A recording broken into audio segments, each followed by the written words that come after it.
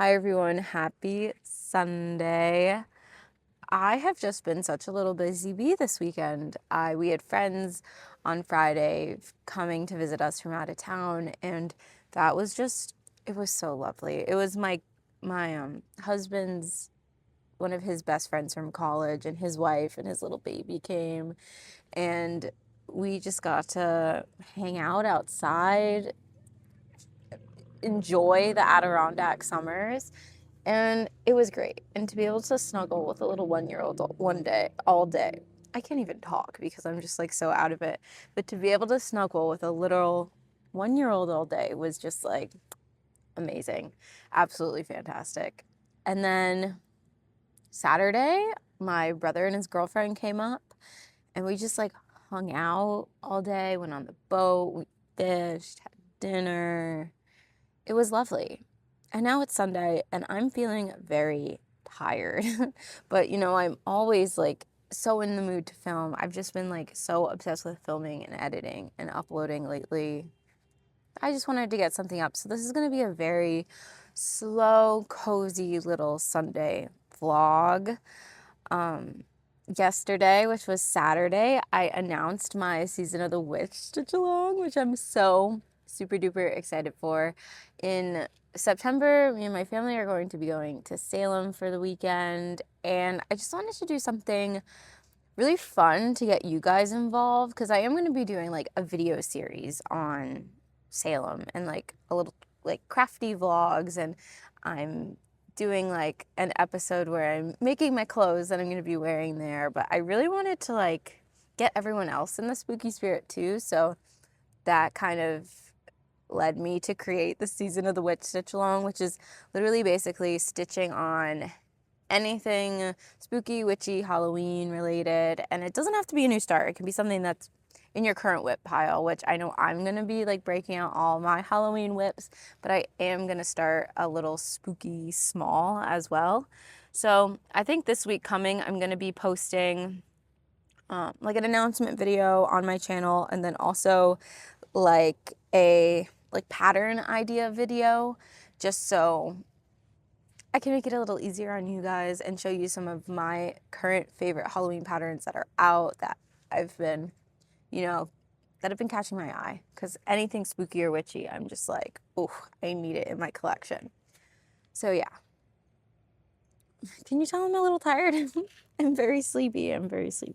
So funny because like in college, and just like in high school too, I was always the person that wanted to be around friends, wanted to be around people. And I don't know if it was COVID or I don't know, just growing up, it's turned me into such a little introvert, and I am just so tired at the end of a day of socializing. And I'm recharging now. So today's going to be a day filled of all my favorite things.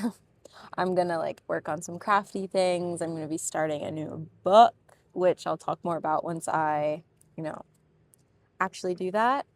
And yeah, it's just going to be a nice, cozy little Sunday. So let's spend it together.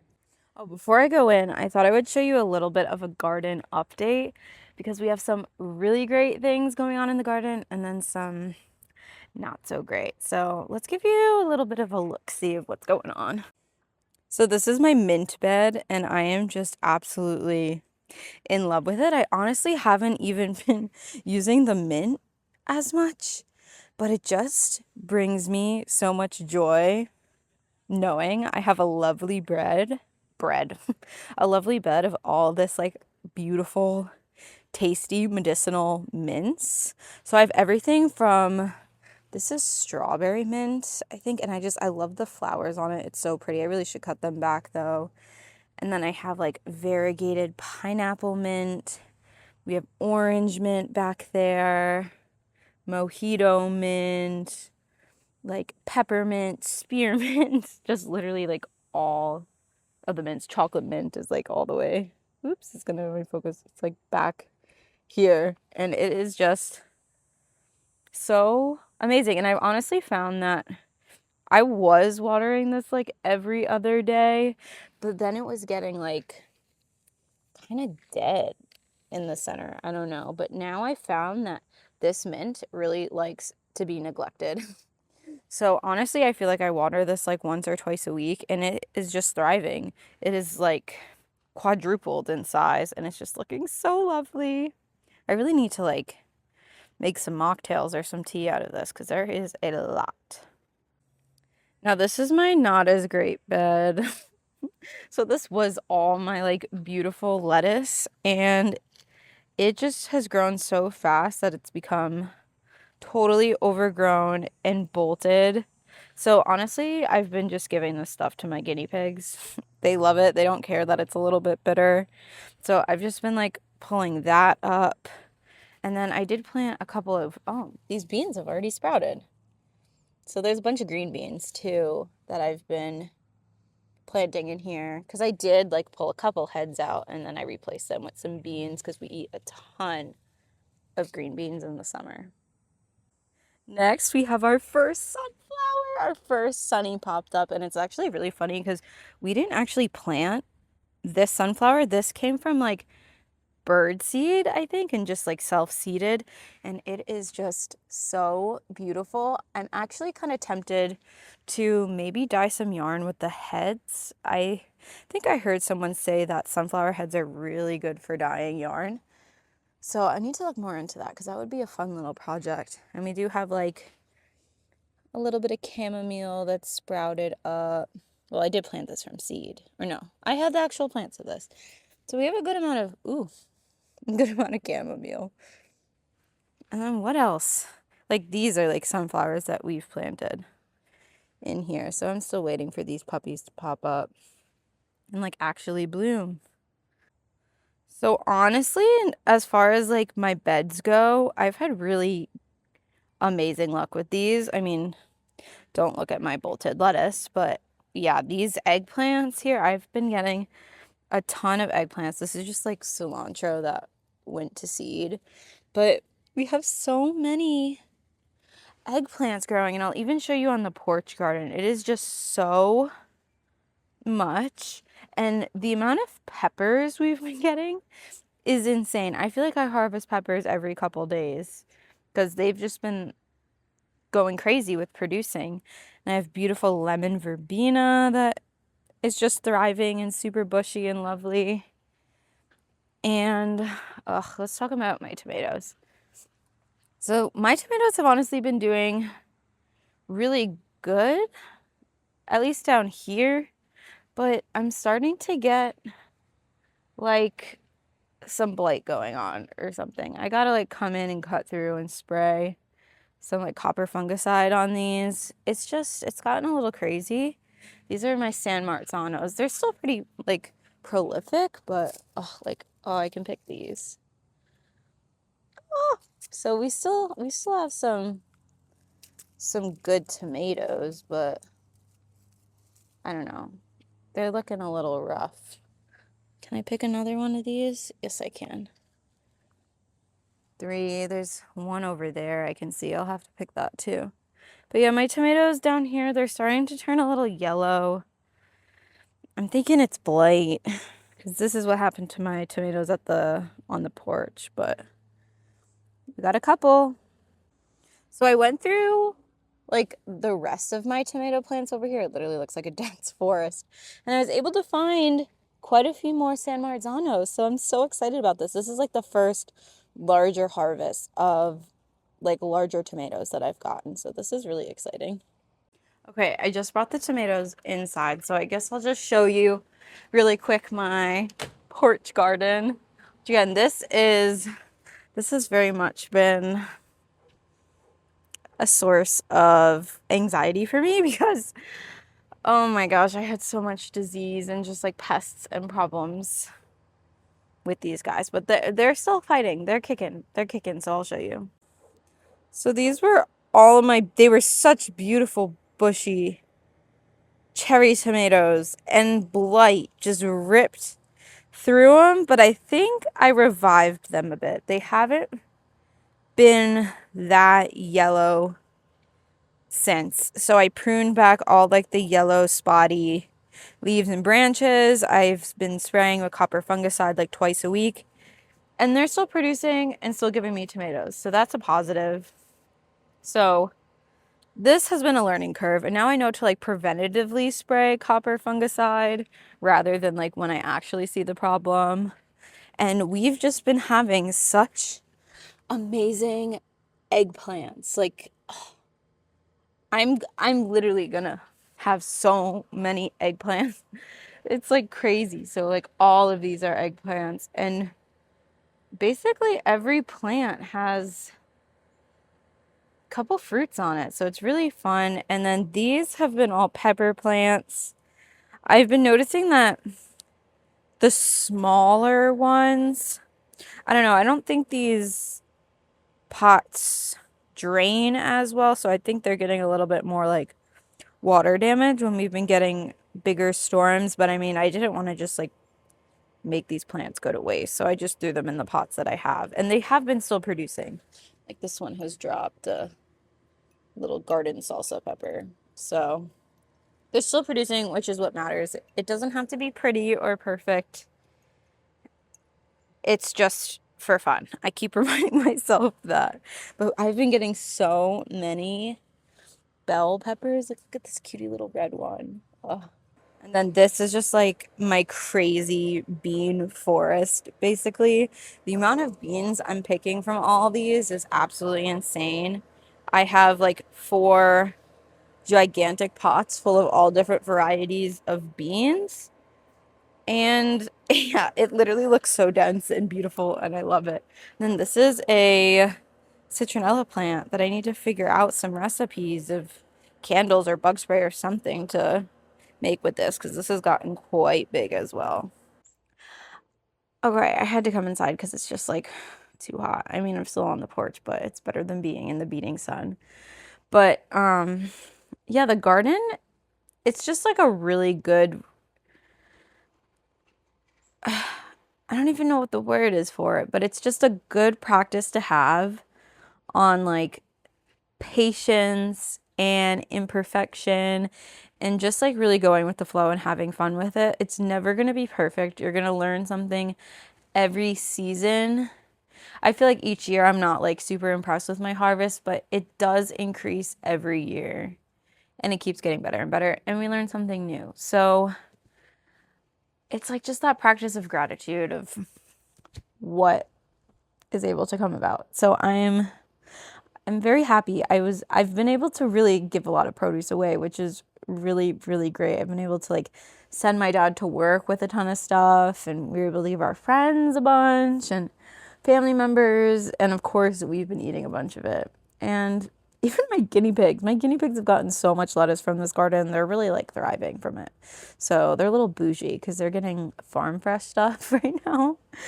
But yeah, it's been good. It's just always it's a source of joy, but then also a little bit of distress when I see a pest or something, or some like yellowing leaves. I'm immediately in that like, SOS, what do I do mode. And then you do what you can, and you learn. It's all you can do. It's always just so fun to grow your own food, though. Gives you like a deeper appreciation for like food and the food system in general. Okay, I'm getting a little bit too deep now, and I need to hydrate. So yeah, I'm gonna go do that.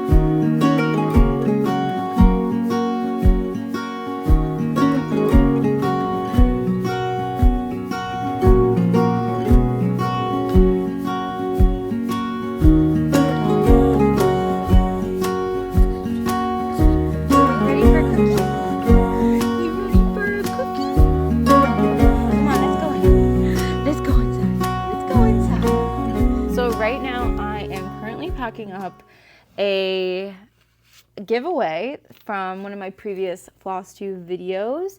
This is being sent out to one of my amazing, incredible followers, Dr. Stitchy. She won, I believe this was, I forget, from maybe FlossTube number 7 or 8. I think 8. So I believe I posted my 9th last. So I believe this was my 8th. And she won strawberry naps. So exciting. This is from Lindy Stitches. This is one of her newer releases for the summer season, and I just absolutely am obsessed with this pattern. You can easily customize it to match your kitty cat, and I love these in person or like paper patterns that fold out and are on that thick cardstock, and because they're just like the best quality in my opinion. I don't mind stitching on like my iPad or my phone, like looking up charts that way, but I'm like a paper pattern person right now. I really haven't experimented putting charts into like Markup RXP or Pattern Keeper or any of those things yet.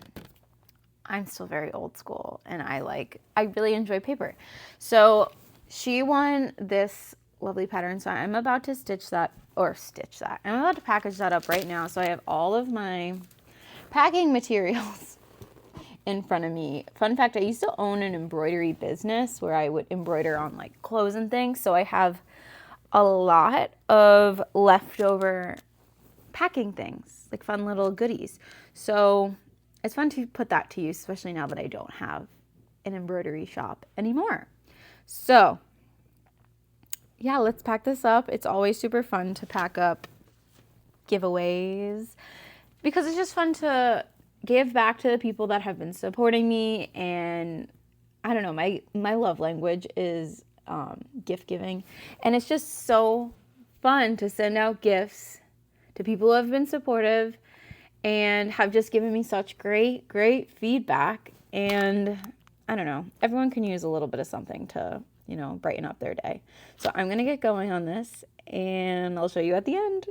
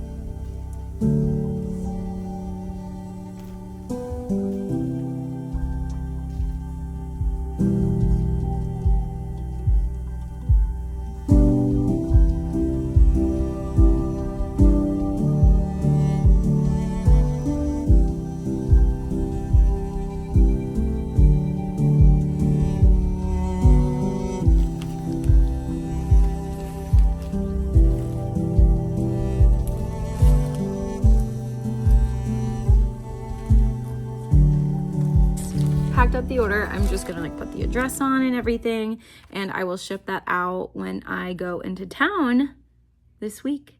And I love to give people gifts. Like I know it makes their day so much brighter, and I don't know, it's fun to add a little creative flair. Like I have all these like really fun like naturey stickers with all these mushrooms and flowers. It's very on brand for me. And sometimes I go a little crazy with the stickers, but is there like ever too much?